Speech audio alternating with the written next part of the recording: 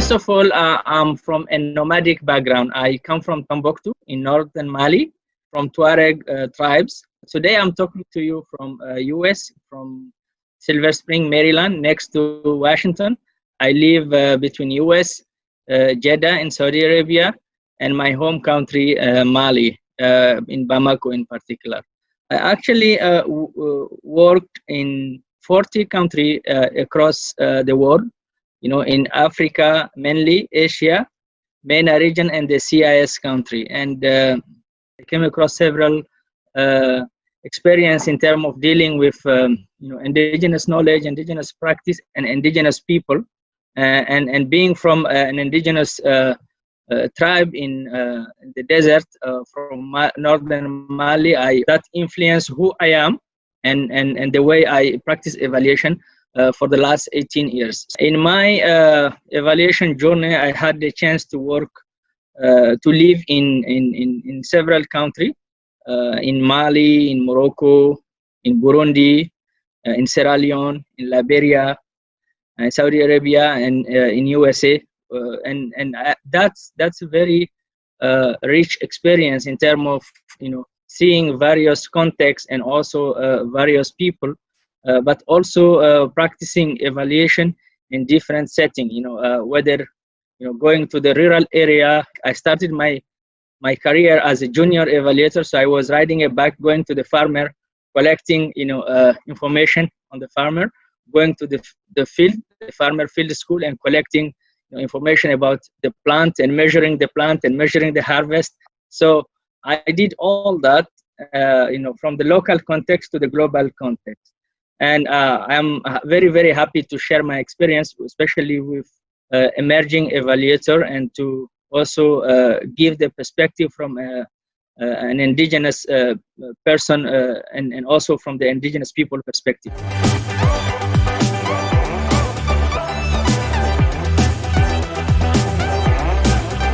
The context where I work, it's mainly social services. So in both Mali, Burundi, and Sierra Leone and Liberia, I work with Care International in the monitoring and evaluation, and providing social services, mainly in health, education, agriculture, livelihood, and income generation activities. So this is the context where I have come across working with indigenous people. It's very interesting situation, because often what happens is that we come with an agriculture project, and usually designed by experts, the indigenous people, use it on them by bringing some top-down approach, most of which do not work, and we all know why. And this is why it's important to integrate the indigenous aspect and the indigenous knowledge aspect. I must confess, I have had a lot of success, but also a lot of failure. I have seen a lot of failure of such intervention, and sometimes it's as simple as not having taken the time to integrate the indigenous knowledge, or to do a real social analysis during the design step. We all know that the international organizations tend to rush during the design, because they want to get resources, they want to apply for a grant, they want to apply for a call for proposal, and there is a lot of copy and paste that happened at that time, unfortunately, and less investment in the field work. So I have seen such intervention failing dramatically. I have also seen some very good, small-scale intervention that took time and based on piloting approach and participative approach, and which end up being worldwide success. And I can mention the Village Saving a Loan scheme, which Care International started in Niger, is known as one of the best success in terms of women empowerment, economic empowerment also of women, and income generation activity for women, as well as now a good channel to advocate for women rights and well-being of women. So this is an intervention based on a local practice called Matamusu Dubara, MMD, which was like practiced by the women as tontines. They were coming together. So Care built on that to develop that model, And now the model is spread all over the world. I think all the international NGO are using it, whether they call it Village Saving Loan Association or self-help group. And it was also a fundamental shift from microcredit, whereby the donor gives some money, and that money is borrowed to the people at a small rate, and the people see this money as money coming from the donor. They don't feel accountable to use it well. They don't feel there is no ownership. Whereas in the MMD, in the village saving and loan system, we work with them and in terms of organizational capacity building, and we groom them, and they do their own saving from their money at their own pace. So they kind of save 1 cent or 50 CFA franc every week. They gradually loan to their members, and then they gradually start practicing some income generation activity. So these are some of the experience that work well by building on capitalizing on social practices and social knowledge of the people. On the other hand, I have seen many experiences that unfortunately failed because they lack the integration of local knowledge. And one of my favorites is some of the WASH project I have seen in Mali and also in Sierra Leone, especially for men and also for women, that they don't want to be seen going to the toilet, because in the nomadic life, you go in the bush, you do what you do there, and then you come back. So, and suddenly you have this Good Samaritan NGO that are coming, let's give toilet to the nomad people, and they start building toilet around the well. Nobody uses those toilets. And these stories, they are very famous. Similarly, in Sierra Leone, I have seen some well-intended project of WASH. They would build toilets, public toilet, or even household toilet. I did an evaluation, of such project, where I found that, yes, people know about, the hygiene practice, but they don't practice it. And you know what happened when we bring such data? Your own project team tell you, no, your methodology was wrong. Your approach, you did not collect the right data. Your sampling was not good. To really try to understand the pattern of this result, we realized it's a design issue that did not take into account the local custom. Hand washing station outside the toilet was not appropriate, was not the adequate things. And unfortunately, in this case, it did not lead to increase in terms of hand washing practice. It did not lead to a decrease into in the waterborne disease, which was expected, and that's one of the surprising. And we had to take the hard decision of investing more or with the community to look at even the design of the toilet and make sure that they have a hand washing station inside the toilet. You would see this intervention coming, from some UN agency and building thousands of toilets without any concern about access to water. So they build toilet across villages, blue toilets, with their logo and no connection to water. So, and of course, if people have to choose between, bringing water and storing it in the jars for their own consumption and using the water to the toilet, they will use it for their consumption first. When we do evaluate, especially in the outcome and impact level, when we see that the waterborne disease did not go down, when you see that the behavior did not change, as evaluators we are being challenged. But we know that this is deeply rooted in the lack of taking their local reality into account in the design of the project. So I can give you many examples of that I have seen also in Bangladesh, in Pakistan, and so on.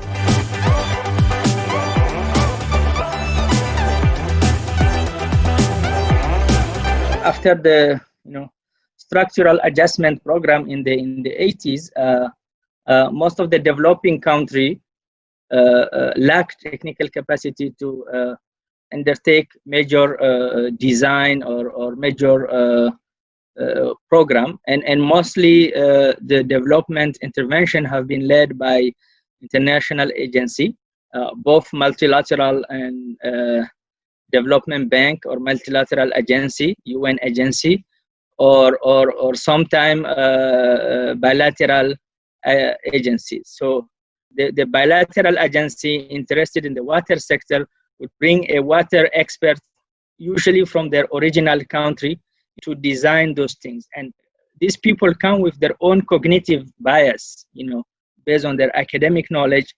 And most often we don't have a diversified or holistic, understanding of really the sector, because sometimes these people bring a single-minded expert, like a water expert, whereas when you want to tackle these issues, it's not about technical solution. It's not about digging wells only. It's also about understanding the social practices, coming from, Africa. If you cut off the social activity of women going to fetch water, then you are cutting a social behavior, on the way to fetch water. This is where the young girls get together, they speak. This is also sometime where the young, men meet their future wife or choose their future wife. This is a social reality that some of the experts will not know about that, and the agency who are leading this policy and strategy in the developing country, be it in Africa or in Asia, do not have that expertise. They do have the technical expertise how to build a water system, water supply system, or they do have a technical expertise in terms of the technology, the pumping technology, but they do not bring with them such social expertise that will make the impact of their intervention stick, or that will make the policy very relevant. See, some of the multilateral and bilateral agency realize their mistake, realize their drawback, and some of them are changing, some of them are bringing more expertise on the table, some of them are giving, I think after the Paris Declaration, there was this movement of, country ownership, result-based management, that also give a real boost in terms of quality of the intervention. I'm not saying, I'm not talking about the glass half empty. There has been so many good intervention there, and it took a lot of voices from the south and also from the north who raised these issues and enhance this quality at entry, of the policy formulation and the design of the project.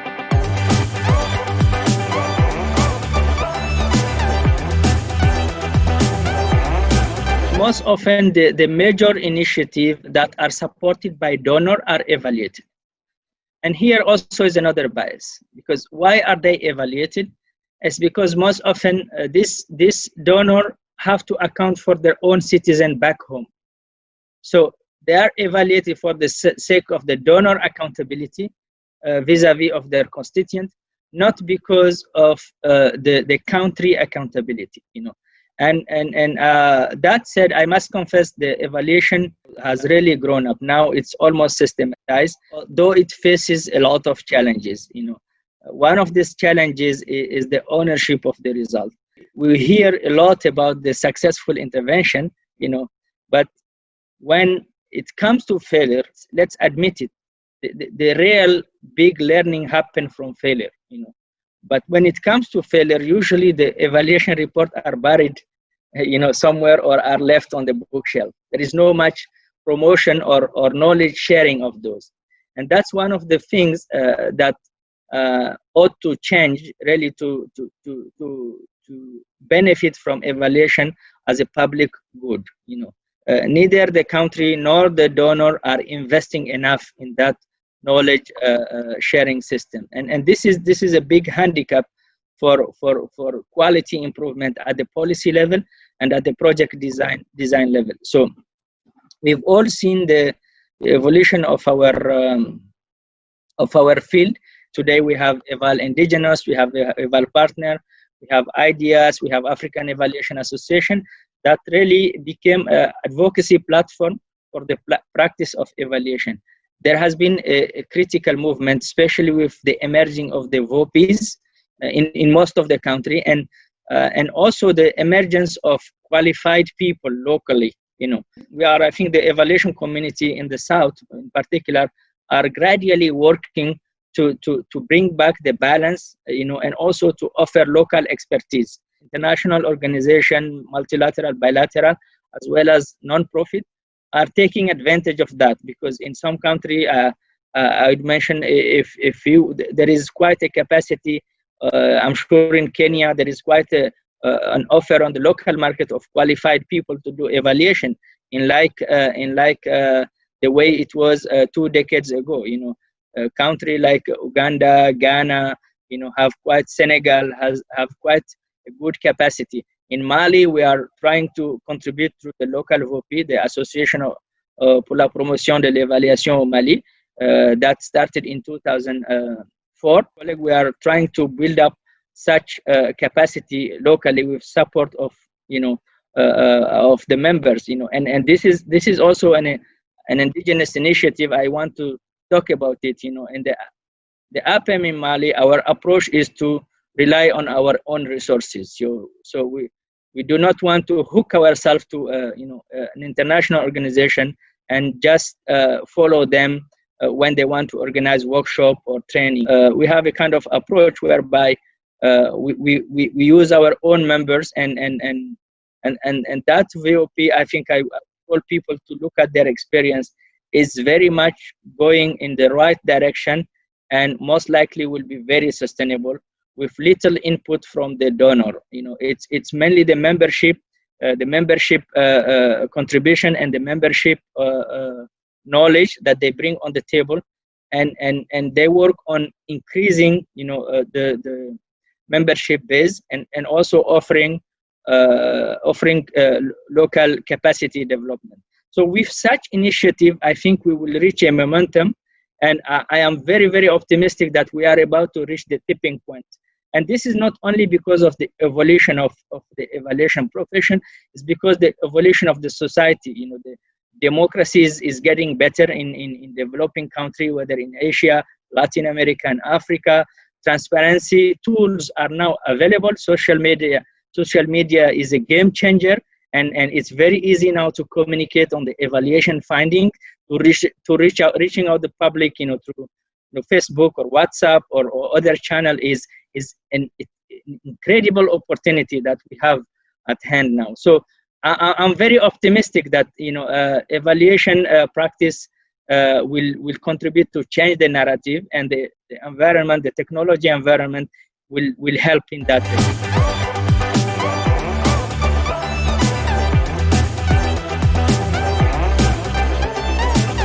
You remember this image about local people, working in their daily routine, and suddenly they see big and white cars, 4x4, cars. Then suddenly they run and come out and say, "Oh, what are you bringing today?" Or so there is still this mindset, this assistance mindset there.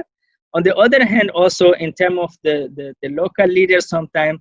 And the local organization, there is this mindset of whitening the things, washing the things because the donor is coming, because the evaluator is coming. There is still that practice. I mean, let's face the reality, and I have seen that a lot at the grassroots level, at the local council level, where the mayors locally in Mali, at least that I have witnessed, and also in Burundi and in places in local districts in Sierra Leone, in northern Sierra Leone, the local elected people, they care more about development outcome. And as a result, they welcome these big 4x4 cars when they come to bring assistance, but they also welcome these cars when they come and they say, oh, we are here to monitor the project, we are here to evaluate the project. And I have seen some of them being very delighted to see that, oh, this is an evaluation mission. I have things to tell you. I must tell you something. I must share you something. And I have said it so many times. They did not listen to me. I'm glad you are here. Please take my message back, you see.